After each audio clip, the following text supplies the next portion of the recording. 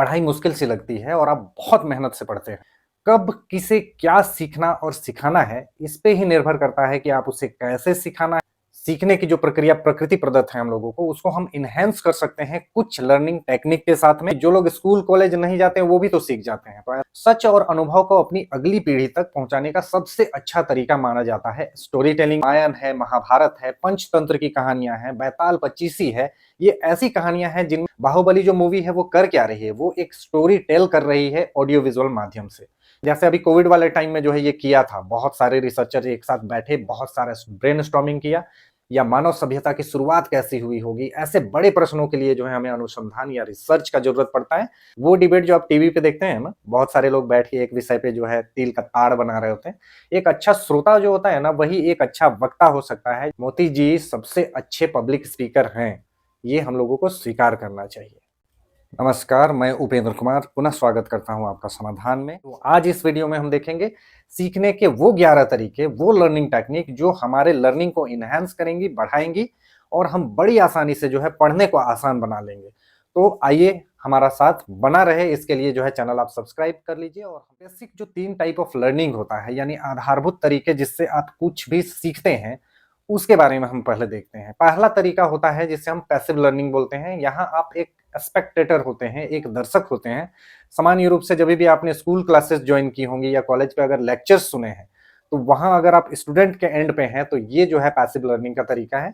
इस तरीके से भी आप सीखते हैं, लेकिन इसमें आपका अवेयरनेस का लेवल जो है बहुत हाई होना चाहिए, तब आप मैक्सिमम सीख पाएंगे। दूसरा तरीका होता है एक्टिव या पार्टिसिपेटरी लर्निंग, जिसमें आप एक प्रतिभागी होते हैं, आप उस पूरे क्रियाकलाप में शामिल होते हैं। ये सामान्य रूप से आउटडोर गेम्स के केस में, एक्टिविटीज में, टीम वर्क में और कंपटीशन में जब आप हिस्सा लेते हैं, तो ये टाइप का लर्निंग होता है, जिसे हम एक्टिव या पार्टिसिपेटरी या प्रतिभागी लर्निंग कर सकते हैं। और तीसरा तरीका होता है हमारा बाय डिफॉल्ट सेटिंग, हमारी मूलभूत प्रक्रिया सीखने की। क्योंकि जो लोग स्कूल कॉलेज नहीं जाते हैं, वो भी तो सीख जाते हैं। तो ऐसा इसलिए होता है कि जब भी आप कुछ देखते हैं, सुनते हैं, सूंघते हैं, टच करते हैं या टेस्ट करते हैं, तो भी वो आपकी मेमोरी में चली जाती है। और कोई चीज आप देखते हैं तो जो सीखने का क्रम है वो 87% तक है, सुनते हैं तो 7% तक, स्मेल करते हैं तो 3.5% तक, टच करते हैं कुछ तो 1.5%, और टेस्ट जब करते हैं तो वो आपको याद रहता है 1% तक। यानी इन तरीकों से भी हम बाय डिफॉल्ट सीखते ही रहते हैं। इसलिए बिना स्कूल कॉलेज गए भी बहुत सारे लोग बहुत कुछ सीख जाते हैं अपने अवेयरनेस के लेवल पे से। अब हम लोग देखते हैं कि पैसिव लर्निंग टेक्निक में कौन कौन से तरीके हैं जिनसे हम सीखते हैं या सीखते आए हैं। हमारी जागरूकता या अलर्टनेस जो है, ये इसी पे आधारित है पैसिव लर्निंग टेक्निक। इसमें से जो पहला है वो है लेक्चर या भाषण। ये क्या होता है कि ये 1 by 1 हो सकता है या 1 to many भी हो सकता है। सबसे अच्छी बात लेक्चर्स की क्या है कि अगर आपको फोकस्ड स्टूडेंट का ग्रुप, यानी सीखने वालों का एक ऐसा समूह जो फोकस्ड हो, आपके प्रति जो है जागरूक हो, आपसे सीखना चाह रहा हो, तो सबसे कम समय में आप मैक्सिमम नॉलेज उन लोगों तक ट्रांसफर कर सकते हैं। तो ये लेक्चर्स जो है, ये बहुत अच्छी तकनीक है, लेकिन इसमें अलर्टनेस का लेवल जो है स्टूडेंट का कैसा है, इस पर डिपेंड करता है। आपके लेक्चर के दरमियान कोई बच्चा जो है आपसे नफरत कर रहा होता है, कोई बहुत ध्यान से आपको सुन के सीख रहा होता है, कोई बोर हो रहा होता है, और कुछ कुछ बच्चे तो सो भी जाते हैं। तो ये सीखने सिखाने का मेरे देखे बहुत अच्छा तरीका है, लेकिन बहुत कारगर नहीं है अगर आप इंटरेस्टेड लोगों के सामने ना सिखा रहे हो। तो लेक्चर्स में कुछ चीजें जो है हमें ध्यान रखना चाहिए, जैसे लेक्चर टिप्स हम जो है डिस्कस कर लें। आप टाइम अवेलेबल के अनुसार, अपनी ऑडियंस के अनुसार, आपका जो सब्जेक्ट है और उसका बेसिक ज्ञान जो आपके ऑडियंस के पास है, उसके अनुसार अगर आप लेक्चर्स को रखेंगे, अपना पोस्चर, अपीयरेंस और मैनर अगर आप रखेंगे, तो बहुत इंटरेस्टिंग लेक्चर्स को बनाया जा सकता है। इसमें आपका जेस्चर, आपका वॉइस, आपकी वोकेबुलरी, आपका भाषा पे कितना अच्छा कमांड है, ये बहुत महत्वपूर्ण है। और आजकल खास करके अगर आप ऑडियो विजुअल एड्स का भी यूज करते हैं, यानी वो संसाधन जिनमें आप दिखा भी सकें और सिखा भी सकें, उनका प्रयोग करते हैं, तो लेक्चर बहुत अच्छा जो है हो सकता है। कोई भी लेक्चर बहुत बहुत बहुत ज्यादा लर्निंग के साथ आप परोस सकते हैं, या आप लेक्चर से सीख भी सकते हैं। दूसरा जो पैसिव लर्निंग का टाइप है वो है स्टोरी टेलिंग। स्टोरी टेलिंग को हमेशा से एक कला माना गया है हमारे देश में। सच और अनुभव को अपनी अगली पीढ़ी तक पहुंचाने का सबसे अच्छा तरीका माना जाता है स्टोरी टेलिंग को। और ऐसा मैं इसलिए कह रहा हूं कि हमारे देश में रामायण है, महाभारत है, पंचतंत्र की कहानियां हैं, बैताल पच्चीसी है। ये ऐसी कहानियां हैं जिनमें आपको बहुत सारे गूढ़ रहस्य मिल जाएंगे कहानी के फॉर्म में। और ये कहानियां जो है कहीं ना कहीं आपकी सच्चाई, आपकी संस्कृति को आप तक कन्वे करने का एक माध्यम बनी। तो उस देश में जहाँ पे स्टोरी टेलिंग इतना महत्वपूर्ण है, तो स्टोरी टेलिंग के कुछ टिप्स मैं आपको बता दूं ताकि आप अपने ज्ञान को इस तरीके से जो है कन्वे कर सकें या इस तरीके से ग्रास्प कर सकें। अगर आपका कंटेंट हिस्ट्री पे आधारित है, यानी आपके बीते हुए कल से जुड़ता है, आपके पास्ट मेमोरी को ट्रिगर करता है, साथ में आपके एक्सपीरियंस पे आधारित है, अगर आप बहुत क्रिएटिव हैं स्टोरी टेलिंग में, तो आप इमोशंस को परोस पाएंगे, आपका कम्युनिकेशन स्किल बहुत अगर अच्छा हो, तो आप बहुत अच्छा कहानियां सुना सकते हैं। और कहानियां सुनाना आपको अगर सीखना है, तो कहानियां सुनना होगा पहले तो। और बहुत अच्छी कहानियों का जो है उदाहरण ये है कि मैट्रिक्स जैसी मूवियां बनी, बहुत सारे कार्टून फिल्म अभी जो है आए हैं, बहुत अच्छा स्टोरी टेलिंग करते हैं। जंगल बुक हमने सुना है। बाहुबली जो मूवी है वो कर क्या रही है, वो एक स्टोरी टेल कर रही है ऑडियो विजुअल माध्यम से। थ्री इडियट है, RRR है। तो ये कला जो है, कहानी सुनाने की कला का ही बेहतरीन शाहकार है और कुछ नहीं है। ये तीसरा तरीका है लर्निंग का, पैसिव लर्निंग का, वो है डेमोन्स्ट्रेशन, यानी किसी भी चीज को करके दिखाना। करके दिखाने का जो है तात्पर्य ऐसा समझिए, एग्जांपल अगर मैं याद कराऊं तो हमारे जो स्कूल्स में हमारे जो केमिस्ट्री के लैब होते थे, वहां हमको एक बार प्रैक्टिकल करके दिखाया जाता था, डेमोन्स्ट्रेट किया जाता था, उसके बाद वही चीजें हम दोहराते थे और इस प्रक्रिया में बहुत कुछ हम लोग सीख लेते थे। तो डेमोन्स्ट्रेशन का जो है, इसका यूज होता है 1 to 1 या 1 to many। आप एक साथ एक बच्चे को या मैक्सिमम लोगों को भी सिखा सकते हैं। ये स्कूल कॉलेज के लैब में हम लोगों ने देखा हुआ है। स्किल ट्रेनिंग सेंटर्स जो होते हैं, वहां पे डेमोन्स्ट्रेशन का ही यूज करके आपको स्किल्स सिखाए जाते हैं। आपका जो प्रोडक्ट डेमोन्स्ट्रेशन का एरिया होता है सामान्य रूप से शोरूम्स में, वो डेमोन्स्ट्रेशन की पद्धति का ही इस्तेमाल करके मैक्सिमम जानकारी अपने प्रोडक्ट के बारे में कन्वे करते हैं। तो ये एक सीखने सिखाने का बेहतरीन तरीका है मेरे देखे। लेकिन किन परिस्थितियों में। और पैसिव से आगे चलते हैं एक्टिव पार्टिसिपेटरी लर्निंग की तरफ। अब एक्टिव पार्टिसिपेटरी लर्निंग में क्या होता है कि आपकी जागरूकता, आपकी जागरूक सहभागिता, पार्टिसिपेशन जो है उस पे आधारित होगा कोई भी एक्टिव पार्टिसिपेटरी लर्निंग टेक्निक। और इसको समझते हैं कि इनमें कौन कौन सी तकनीकें आती हैं। तो इसमें जो पहला आता है और उस क्रम में चौथा जो आता है, वो है पढ़ना पढ़ाना, यानी reading. Reading is the key to learning, ऐसा कहा जाता है। ऐसा इसलिए कहा जाता है कि पढ़ने के क्रम में आप करते क्या हैं। अगर आपके लक्ष्य, मार्ग और तरीके तय हो चुके हैं, तो ऐसे विद्यार्थियों के लिए या ऐसे शिक्षकों के लिए, ऐसे अभिभावकों के लिए जो सीकर हैं, सेल्फ लर्नर हैं, जेन्युइनली वो इंटरेस्टेड है कुछ सीखने या सिखाने में, कंपटीशन के जो एस्पिरेंट्स हैं या वो स्टूडेंट जो कुछ सीखना चाहते हैं पूरे शिद्दत से, उन रिसर्चर्स के लिए जो है रीडिंग सबसे बढ़िया तरीका है सीखने का या सिखाने का। यही कारण है कि हमारे वेद, उपनिषद, गीता, बाइबल, कुरान, गुरु ग्रंथ साहिब भी किताबों के फॉर्म में जो है सहेज के रखे गए हैं। उस ज्ञान को कन्वे करने के लिए किताबें लिखी गई। अंतिम सत्य को भी अगर लिपिबद्ध करने का प्रयास किया गया है ना, तो यही बुक्स की महिमा कहती है। तो इसलिए जो है रीडिंग बहुत अच्छा सीखने और सिखाने का माध्यम है, जिसमें पूरी तरह से कंट्रोलर आप हैं। पांचवा जो एक्टिव तरीका है, मतलब सीखने के तरीकों में एक्टिव तरीके में जो पांचवा है, वो है ग्रुप डिस्कशन या ब्रेनस्टॉर्मिंग को भी इसमें अगर हम जोड़ लें, तो किसी भी अत्यधिक जटिल और महत्वपूर्ण विषय की समझ और उसकी समस्या का समाधान ढूंढने में जो है ना, आपको ग्रुप डिस्कशन और ब्रेनस्टॉर्मिंग काम आने वाला है। अभी ग्रुप डिस्कशन और ब्रेनस्टॉर्मिंग के कुछ रूल्स होते हैं या कुछ टिप्स होते हैं, वो हम लोग जान लेते हैं कि ये क्या होता है। जैसे अभी कोविड वाले टाइम में जो है ये किया था, बहुत सारे रिसर्चर एक साथ बैठे, बहुत सारा ब्रेनस्टॉर्मिंग किया, तब कहीं जाके जो है कोविड से कैसे हम लोग निपटें, क्या क्या हम कर सकते हैं, कैसे टीका जो है आएगा, टीका के आने तक हम लोगों को क्या करना चाहिए, ये सारा कुछ जो डिसाइड करने वाला पैनल बना होगा, उन्होंने ब्रेनस्टॉर्मिंग की, उन्होंने ग्रुप डिस्कशन किया, तब फिर एक निर्णय पे पहुंचे और आज हम जो है वापस सर्वाइव कर चुके हैं। तो ब्रेनस्टॉर्मिंग के कुछ रूल्स होते हैं, यानी उपलब्ध तथ्यों और जानकारी से आप शुरुआत करते हैं किसी भी ग्रुप डिस्कशन या ब्रेनस्टॉर्मिंग का। इस प्रक्रिया में आप पूरे पैनल के साथ पक्षपात रहित माहौल में जो है काम कर सकते हैं, नए विचारों को आप प्रोत्साहित कर सकते हैं और उनको विस्तार दे सकते हैं दूसरे प्रतिभागी। अधिकतम विचारों को निमंत्रित किया जाता है इसमें, उसके बाद जो है शॉर्ट करके कंक्लूजन तक पहुंचा जाता है।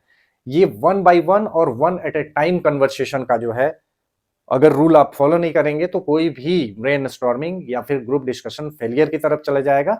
अगर आप मॉडर्न टूल जैसे हमारा जो स्मार्ट स्क्रीन है या स्क्रीन का उपयोग अगर करें, तो आप विषय पे फोकस्ड रख के जल्द से जल्द जो है किसी एक निर्णय पे, कंक्लूजन पे पहुंच सकते हैं। हालांकि सामान्य रूप से ब्रेनस्टॉर्मिंग में या ग्रुप डिस्कशन में जल्दबाजी से बचना चाहिए, क्योंकि ये एक जटिल समस्या का समाधान ढूंढने की प्रक्रिया है, तो आप जल्दबाजी नहीं कर सकते हैं। छठा जो एक्टिव लर्निंग का जो टेक्निक है, वो है रिसर्च या अनुसंधान। किसी भी विषय के ज्ञान में वृद्धि के लिए और उसके विस्तृत और सुविचारित अध्ययन करने के लिए जो चीज आपको करना पड़ेगा ना, उसी को रिसर्च या अनुसंधान कहते हैं। जैसे जीवन जो है वो कैसे उसकी उत्पत्ति होगी, या मानव सभ्यता की शुरुआत कैसी हुई होगी, ऐसे बड़े प्रश्नों के लिए जो है हमें अनुसंधान या रिसर्च का जरूरत पड़ता है। हमारे इंफॉर्मेशन गैदरिंग का जो, या क्रिटिकल थिंकिंग, एनालिटिकल स्किल जो है, ऐसे गुणों को बढ़ाने के लिए विद्यार्थियों में, शिक्षकों में या रिसर्चर्स में वो रिसर्च या अनुसंधान का उपयोग करना ही पड़ेगा। इसका इस्तेमाल से ही इन गुणों पे, आप मानव जीवन पे इन गुणों को लाने के लिए रिसर्च का ही यूज कर सकते हैं। रिसर्च में भी कुछ खास चीजें आजकल हुई हैं। प्राइमरी रिसर्च जो पहले का जो माध्यम था, उसमें क्या होता था कि हम सर्वे करते थे, पोल्स करते थे, बहुत लोगों के इंटरव्यूज लेते थे, जानकार लोगों का, फिर फोकस ग्रुप के साथ परिचर्चा करते थे और लास्टली जो है ऑब्जर्वेशन से कुछ कंक्लूजन निकालते थे। आज इसका एक सेकेंडरी रिसर्च तरीका भी आ गया है, जिसमें आप ऑनलाइन जाके रिसर्चेस पढ़ते हैं, लिटरेचर्स पढ़ते हैं, आप जाके जो है बहुत लोगों के इंटरव्यूज देखते हैं, बहुत सारी केस स्टडीज पढ़ते हैं और फिर जाके कंक्लूजन पे एक सारांश बनाते हैं और एक जटिल समस्या का समाधान आप ढूंढ पाते हैं। जो एक्टिव लर्निंग तकनीकें हैं उसमें से सातवां जो है वो है डिबेट। यानी डिबेट भी एक तरीके से लर्निंग का एक बहुत अच्छा जो है माध्यम हो सकता है। वो डिबेट जो आप टीवी पे देखते हैं ना, बहुत सारे लोग बैठ के एक विषय पे जो है तिल का ताड़ बना रहे होते हैं, वो वाला तो है ही। 1 by 1 डिबेट्स भी जो स्कूल्स में हम लोगों ने जो है जिनमें शामिल हुए हैं, वो डिबेट्स भी बहुत अच्छे जो है लर्निंग का माध्यम हो सकते हैं। ना सिर्फ दर्शक सीखते हैं, बल्कि जो डिबेट कर रहे होते हैं वो लोग बहुत ज्यादा सीखते हैं। तो मेरे देखे डिबेट्स में हिस्सा लेना भी बहुत अच्छा सीखने सिखाने का जो है तरीका हो सकता है। क्वालिटी डिबेट्स के लिए कुछ एक चीजें जो है हम लोगों को जरूर करना चाहिए। यानी आप अगर डिबेट पे हिस्सा लेना चाह रहे हैं या डिबेट से कुछ सीखना चाह रहे हैं, तो विषय की विस्तृत जानकारी के साथ जो है डिबेट्स पे उतरें। यानी आपको प्रोज और कॉन्स दोनों पते होने चाहिए। तथ्य और तर्क जो है वो सत्य और सबूत आधारित हो। अगर आप डिबेट में हिस्सा ले रहे हैं तो तथ्य तर्क आपको प्रस्तुत करने होंगे, वो सबूत और सत्य पे आधारित हो। विपक्ष और जो श्रोता हैं उनका हमेशा रिस्पेक्ट करें, उनका मान सम्मान रखें, जीतने के लिए रूड ना बने। एक अच्छा श्रोता जो होता है ना, वही एक अच्छा वक्ता हो सकता है जो डिबेट जीत के भी आएगा। तो कुतर्क पे आधारित जीत के बनिस्बत जो है सीखते हुए आप हार जाएं डिबेट, लेकिन डिबेट से आपको बहुत कुछ सीखने के लिए मिल सकता है। तो ये जो है एक और तरीका था, सातवां तरीका था एक्टिव लर्निंग का। आठवां जो तरीका है वो है पब्लिक ऑन स्टेज स्पीकिंग का। यानी पब्लिक स्पीकिंग या ऑन स्टेज स्पीकिंग, ये भी एक तरीका है लर्निंग का। कैसे, ये देखते हैं। पब्लिक स्पीकिंग के पहले टिप्स डिस्कस करते हैं, फिर देखते हैं कि ये कितना महत्वपूर्ण है। अगर आपको पब्लिक स्पीकिंग करनी है तो आपका जो शुरुआत होगा भाषण का या पब्लिक स्पीकिंग का जो शुरुआत होगा, वो आपका ट्रेलर होगा। वो इतना आकर्षक होना चाहिए कि लोगों का अटेंशन पूरी तरीका से जो है आप ग्रास्प कर सकें, आप पे लोगों का पूरा ध्यान आ सके। लगातार आप आई कांटेक्ट बना के रखें। पूरा जो व्याख्यान है वो एक फिल्म की स्टोरी की तरह जो है संरचना आधारित होना चाहिए। यानी एक के बाद एक चीजें आएंगी और लास्ट में आप सारांश तक पहुंचेंगे। कभी भी जो है आप पब्लिक स्पीकिंग करें तो अपने अनुभव पे आधारित बातें ही करें, यही आपको काम आएंगे और वो जनता को प्रभावित भी कर पाएंगी। आपका वॉइस क्वालिटी और आपका बॉडी लैंग्वेज जो है बहुत अच्छा होना चाहिए पब्लिक स्पीकिंग में। आज आपके पास जो कुछ भी जानकारी है वो कन्वे करने के लिए या पब्लिक के अटेंशन को ग्रास्प करने के लिए आपको public speaking, on stage speaking आपको आनी ही आनी चाहिए। और यही तो करते हैं हमारे नेता। मोदी जी सबसे अच्छे पब्लिक स्पीकर हैं, ये हम लोगों को स्वीकार करना चाहिए। जो नौवां तरीका है एक्टिव लर्निंग टेक्निक का, वो है प्रोजेक्ट या इवेंट ऑर्गेनाइजेशन का। अब ये प्रोजेक्ट या इवेंट ऑर्गेनाइजेशन से हम कैसे सीखते हैं, तो कोई भी एक प्रोजेक्ट जो है वो होता क्या है। ये एक योजनाबद्ध, सावधानी से व्यवस्थित आयोजन है जिसमें प्रायः अनेक विषय, पहलू, लोग और टीम भागीदार होते हैं। तो पूरा जीवन आपका कहीं ना कहीं जो है डिफरेंट डिफरेंट प्रोजेक्ट्स पे जो है गुजरता है। इसको देखते हैं ध्यान से। आज आयोजन प्रबंधन एक अनिवार्य जीवन कौशल है। यानी प्रोजेक्ट, जैसे शादी हो या पार्टी, ऑफिस मीटिंग हो या होली मिलन या किसी का मातम ही हो, आप किसी न किसी तरीके से जो है एक इवेंट ऑर्गेनाइज कर रहे होते हैं, ये एक प्रोजेक्ट पूरा कर रहे होते हैं। अगर आपको उद्देश्य ढूंढना आता है, यानी क्यों, आपको कहाँ और कैसे क्या करना है ये आता है, तो आपको हाउ पता है। अगर कार्य योजना बनाना आता है, टीम बनाना आता है और कामों को बांटना आता है, तो आपको हु एंड व्हाट भी पता है। सामंजस्य बनाना, वार्तालाप करना, रिश्ते बनाना और रिश्तों को निभाना, और अंततः जो आप इवेंट करेंगे, ये जो प्रोजेक्ट पूरा होगा, तो उसको लास्ट में एनालाइज करना, ये आपको इतना ज्ञान देके जाएगा कि लगभग सारे जीवन कौशल जो है सीखने सिखाने का ये एकमात्र तरीका हो सकता है, प्रोजेक्ट या इवेंट ऑर्गेनाइजेशन। तो आप बच्चों को कभी भी जो है इन चीज़ों में ज़रूर इन्वॉल्व करें, यानी छोटे-छोटे इवेंट में जो है आप उनको एक पर्टिकुलर टास्क दे सकते हैं या छोटा इवेंट जो है ऑर्गेनाइज़ कराइए उनको अपने देख-रेख में, ताकि गलतियाँ भी ना हो और वो उनको सीखने के लिए भी बहुत कुछ मिले। जो 10वां तरीका मैं लेके आया हूँ वो मेरा पर्सनल फ़ेवरेट है, क्योंकि अब वो मेरा बहुत काम आता है। जैसे ही आप सीखते जाते हैं तो बहुत कुछ आपके पास जमा हो जाता है, तब आपको परोसते हुए जो है मुश्किलात होती हैं। मतलब आप कुछ कहने जाते हैं और आप कुछ और कह के चले आते हैं। क्या कोई ऐसा तरीका है जिससे किसी खास विषय, विचार या तथ्य को केंद्र में रखते हुए उससे जुड़े सभी संबद्ध जानकारियों को एक पेज पे आप व्यवस्थित कर सकते हैं? साथ ही बिना कुछ भी भूले 100% दूसरों के साथ वो साझा भी कर सकते हैं। अगर ऐसा आप कर सकते हैं तो आप कमेंट पे ज़रूर बताएँ कि क्या वो है? ऐसे मैं बता दूँ कि ये एक तरीका है जो मेरे बहुत काम आता है आजकल, वो है माइंड मैपिंग। इसका जवाब हाँ है, यानी माइंड मैप तैयार करके ये सारा कुछ आप कर सकते हैं।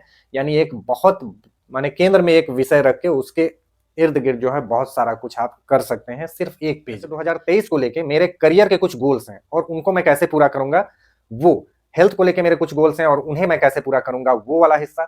मेरा जो अर्थतंत्र है यानी मनी वाला जो है, वो वाला हिस्सा पूरा का पूरा। मेरा रिलेशनशिप जो मेरे फैमिली और मेरे फ्रेंड्स के साथ है, उनको मैं कैसे एनहांस करूँगा, वो सारा कुछ।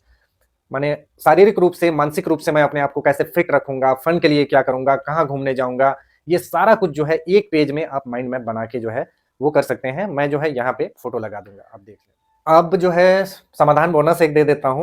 हम सुनते हैं और भूल जाते हैं, हम देखते हैं और याद कर लेते हैं, लेकिन हम जो करते हैं ना, उससे अनुभव और समझ विकसित होती है और ये अनुभव और समझ हमारे साथ सदा के लिए होती है और यही होता है जो हम दूसरों के साथ बाँट सकते हैं, जहाँ मैं यही कर रहा हूँ यहाँ पे। तो जो है लर्निंग बाय डूइंग इस तकनीक को कहते हैं। अभी सभी जीवन कौशल करने से ही विकसित होते हैं। मतलब आप बोलना, खड़ा होकर चलना, दौड़ना, तैरना, पढ़ना, लिखना, सीखना, साइकिलिंग, ड्राइविंग, खेती करना, घर का काम, मोबाइल चलाना, कंप्यूटर चलाना, भाषण देना, ब्लॉगिंग करना, लगभग जीवन में जो कुछ भी आप करते हैं, वो सब कुछ करके ही तो सीखते हैं। तो लर्निंग बाय डूइंग आपका डिफ़ॉल्ट प्रोसेस है। इसीलिए हम लोग के धर्म में भी हमारे जो है हमारे यहाँ एक कहावत भी फेमस है, करते-करते काम और भजते-भजते राम। तो ये लर्निंग बाय डूइंग का ही हिंदी एडिशन है, या हिंदी एडिशन में जो करते-करते काम और भजते-भजते राम था, उसी का अंग्रेजी एडिशन है लर्निंग बाय डूइंग। तो शुरू में मैंने कहा था ना कि एक ऐसा तरीका है जिससे आप 100% लर्न करते हैं और 100% लर्न करा सकते हैं। तो वो तरीका है, वो अंतिम तरीका है टीचिंग का। यानी अगर आपको पढ़ाने आता है, तो ये आपके जीवन में जो है गजब के बदलाव लेके आएगा। लर्निंग आपका क्या-क्या एनहांस करेगा वो हम लोग डिस्कस कर ही लेते हैं फिर। ये आपके सीखने के तरीकों में जो है बदलाव ले आएगा या सुधार लगातार करता जाएगा। आपकी नॉलेज बढ़ेगी, आपका एक्सपीरियंस बढ़ेगा, आपकी एबिलिटी बढ़ेगी, आपके स्किल्स बढ़ेंगे, आपका कॉम्पिटेंस बढ़ेगा और अंततः आप ग्रो करोगे तो आप स्वयं भी लगातार बढ़ते जाओगे और इस पूरी प्रक्रिया में आपको लाइफ को लेके एक ट्रेनिंग होगी जिससे आप लाइफ में ट्रेनर बन जाओगे। तो मेरे देखे टीचिंग सबसे अच्छा तरीका है कुछ भी सीखने का और लोगों को सिखाने का भी। समाधान सारांश के साथ हमेशा हम वीडियो को समाप्त करते हैं। तो हर व्यक्ति के व्यक्तित्व यानी कैरेक्टर के अनुसार उसके सीखने का तरीका भी अलग-अलग और यूनिक हो सकता है। अभी वीडियो के इस हिस्से तक अगर आपको व्यक्तित्व अनुसार अपने सीखने के तरीके की पहचान हो चुकी है, तो बहुत अच्छा है। अगर ना हुई हो, तो अब भाई आप चैनल सब्सक्राइब कर ही लो, क्योंकि अगला जो वीडियो है ना, वो व्यक्तित्व यानी कैरेक्टर की पहचान पर आधारित हम लोग लेके आने वाले हैं। इसको थोड़ा-सा ब्रीफ कर दें कि आपके व्यक्तित्व के आधार पे ही आपको अपने पढ़ाई का विषय चुनना चाहिए, अपना कार्य क्षेत्र चुनना चाहिए जिससे आप उसमें माहिर बन सकें। आपको बिज़नेस करना चाहिए या सर्विस, ये आपके व्यक्तित्व पर निर्भर करना होगा और वो प्राइवेट सेक्टर पे हो या गवर्नमेंट सेक्टर पे, ये भी आपका व्यक्तित्व ही डिसाइड करेगा। आपके मित्र, आपकी गर्लफ्रेंड, आपका लाइफ पार्टनर ये कैसी होंगी और कौन लोग होंगे, ये आपका व्यक्तित्व ही तय करता है। एक वाक्य में कहूँ ना तो आपका भूत, वर्तमान और भविष्य कैसा होगा, ये आपके व्यक्तित्व अपने व्यक्तित्व पे निर्भर होता है। तो समाधान का साथ अगर आपको बने रहना है, तो भाई चैनल सब्सक्राइब कर लीजिए। वीडियो अंत तक आपने देखा तो पसंद आ गया है, लाइक कर सकते हैं। लोगों के साथ शेयर कीजिए और वो जो बेल बटन है ना, वो नोटिफिकेशन के लिए ऑन कर दीजिए ताकि नए वीडियोस का आपको जो है नोटिफिकेशन मिल सके। मैं उपेंद्र कुमार पुनः मिलूंगा इसी तरह आपसे समाधान में। तो धन्यवाद। आप जब भी वीडियो देख रहे हैं तो उसी हिसाब से good morning, good afternoon, good evening और गुड नाइट। जय हिंद।